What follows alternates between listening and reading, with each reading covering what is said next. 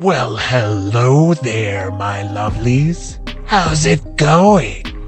How's life treating you? Oh, well, whatever's going on. Just grab some popcorn, grab some snacks and your favorite drink, and settle in. We're going to be pulling out an oldie but goodie from the vault.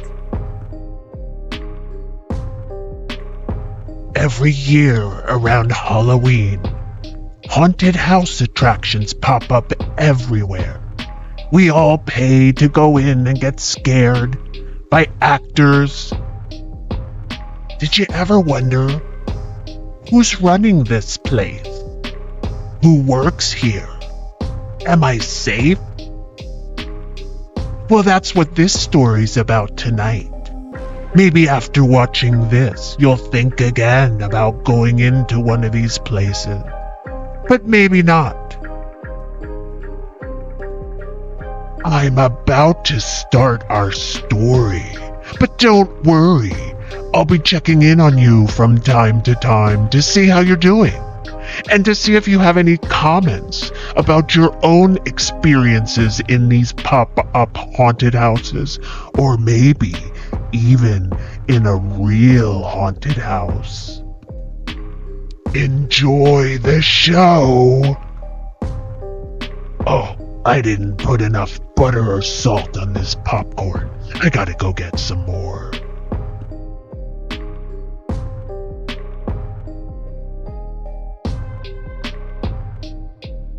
It was a cool Friday night, 2 days before Halloween.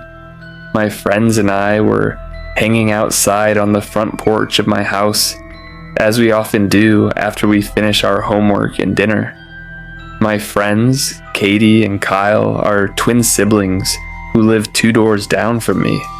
I was tired of hearing their scheming about ways to get as much candy as possible this year. Let's do something more exciting this year, I said. Like what? Katie asked. Josh, said Kyle. You know we live in the most boring town in the entire country. Kyle was right. We live in a very small town, and since it was so rural, it might have more cows than people. My mom and I were driving home the other night from Parsons, I chimed, and I saw a sign near the road around Sketchins Hollow. It said, Haunted House on Halloween Night. The sign pointed into the woods. That's stupid, said Kyle. There's no house in those woods. Fine, you drive by there and see if you notice the sign, I responded. The next day after school and after homework and dinner, the 3 of us were back on my porch. So Kyle and I drove by Sketchins Hollow. We saw the haunted house sign, said Katie. Told you, I replied. Let's skip the candy this year and go check out this haunted house, I said in a rare moment of enthusiasm over something in my hometown. No way, said Kyle. There might be axe murderers in the woods. Katie rolled back laughing. Don't be such a baby, Kyle. I say we go. Great, I said. Let's meet here tomorrow night. I'll drive. Kyle frowned. On Halloween night, Katie and Kyle arrived at my house around 8 p.m. Kyle had a backpack on with what looked like survival gear. He had flashlights, water bottles, walkie-talkies. I laughed. Kyle, we are not going to Mount Everest. We're going to some pop-up haunted house. We have to cross through the woods, and it will be dark in there, Kyle retorted. We all piled into my parents' car, and I drove us to the spot by the road with the sign pointing into the woods. I pulled over to park near a clearing and some brush by the sign. There's no path or directions as to where we should go to find the house, Kyle said with a nervous voice. Come on, Kyle, Katie said as she took off into the dark woods. I will say it was good that Kyle brought flashlights for each of us, since the trees were so thick and the moonlight barely shone through the forest. Oh, come on. They saw a rinky-dink sign along the side of the road that said haunted house, and it's pointing in the direction of a deep, dark woods. Would you go into those woods? Well, would you? Tell me in the comments. I don't know. I wonder who would go into those woods, but you never know. Kyle certainly thinks it's a bad idea to go into the woods looking for a haunted house. Maybe they should all listen to Kyle. Let's see what happens next. Although we didn't see a path into the woods when entered, a path suddenly appeared a few steps ahead of us. "I'm glad we found a path," said Katie, "because my ankles were getting cut by those prickly things." "Don't worry, Katie," I said. "That might not be the only cuts you'll get tonight." "And now I want to go back to the car," Kyle shouted with noticeable anger. "Seriously, Kyle, how did you become so boring?" Katie replied. We walked for about 5 more minutes on the path in the dark woods. The trees were unusually silent and still. There was a breeze that night, but not in those woods. It had a dead air and an eerie silence. We hit a turn in the path and it started to ascend. We all were startled to see a man standing part of the way up the path that now had low steps. We stopped walking and remained silent for a few seconds. "I want to go back," said Kyle in a whisper. I have to admit, the dude standing in front of us was freaky. "What is he supposed to be?" asked Katie. "Is he supposed to be part man and part insect?" The guy was a strange shape, almost a non-human shape, and his mask or face was distorted. Suddenly, he raised his left hand and motioned for us to come to him. He then turned around and started walking up the path. "Come on, let's go," Katie said cheerfully as she took off up the path. Kyle didn't move. "Come on, Kyle. This is the most exciting thing we've done in about 5 years," I said as I tugged Kyle by the sleeve. And it's at this very point where they should leave. They should leave the woods, get back in their cars, and drive home. But do they? No, they never do in scary stories. Never. Kyle and I caught up to Katie, who was giggling and almost breathing down the neck of the guy in the costume, since she was so close behind him. Despite this, he didn't turn around and he didn't say a word. He just kept walking. In a few minutes, we all came to a clearing in the woods. The path ended. Ahead of us was what we came to see, the haunted house pop-up. It was almost cliché, with the double-pitched roofs, big old windows, and wide banister porch, and signs that said haunted house that looked like my 3-year-old cousin Sarah drew them. And in the front walkway of the house stood a dude in a clown costume and holding a bloody machete. Okay, seriously, who doesn't know that when a clown shows up, you turn around and run as fast as you can? I mean, there's a clown holding a machete. I think by now, these 3 better get their butts out of here. "Well, hello there, Clowny," Katie laughed. Clowny said nothing in return. When I turned to look at Kyle, I noticed that the other dude who escorted us up the path was gone. Like, disappeared gone. Clowny raised his left hand and used his pointy index finger to motion us towards him. He then turned around and went up the steps and entered the house. He disappeared around the corner of the open doorway and went out of sight. All 3 of us stood there for a moment, contemplating what to do. "Well, are we going in?" asked Katie. Even she sounded a bit nervous at this point. "We didn't come this far to wimp out," I said. "Let's go."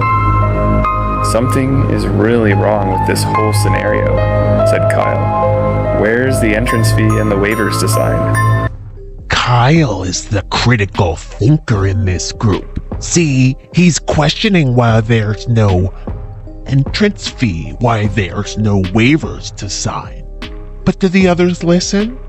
I don't think so. Katie laughed and walked forward towards the steps. I followed. Kyle stayed on the walkway. Katie and I entered the front door of the house. It was decorated like your typical Halloween haunted attraction, with old furniture and cobwebs and glowing lights. Kyle, all looks good. I leaned out the door to urge Kyle to join me and Katie in the house. It's just a cheesy haunted house. Nothing to worry about. Come in. Kyle cautiously walked up the path and steps and joined me and Katie in the front entrance of the house. After we all joined in the front entrance of the house, another guy in a costume appeared in an arched entryway to a hallway across from the front door. Like the others, this costume was a bit bizarre. Okay, now, a demented court jester, Katie snorted. Who is the costume designer for this place? She laughed. Like the others, this guy remained silent and motioned us into the hall with him. Like the others, he turned around and went into the hallway. We followed. He's gone, Kyle shouted. Where did he go? I assume in one of those doors, Kyle, Katie replied. The hallway was long and had multiple doors on either side. Okay, I'm out of here, Kyle said and walked back to the front door, which was now closed. It's locked, he screamed. I ran over to try and open it with Kyle, and the door didn't budge. Neither did the windows, and nothing we used to break the windows worked, not even the heaviest of objects. They had their chance to leave earlier, several times, but each time they chose to go forward, and now they're inside, and now the doors and windows are locked. Too late for these three.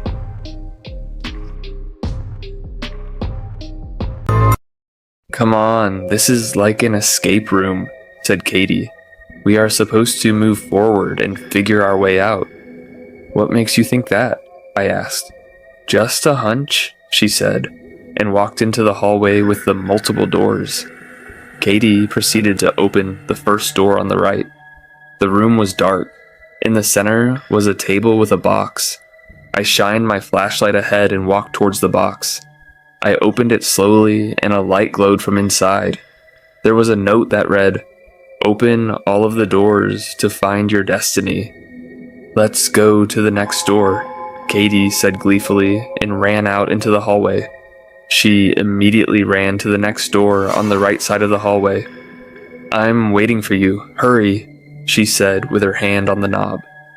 As we approached, Katie opened the door to a pitch-dark room. We all stood at the doorway, peering inside. Kyle shined his light through the door, but it had no impact on the darkness inside. Try your flashlights, he creaked in a nervous voice.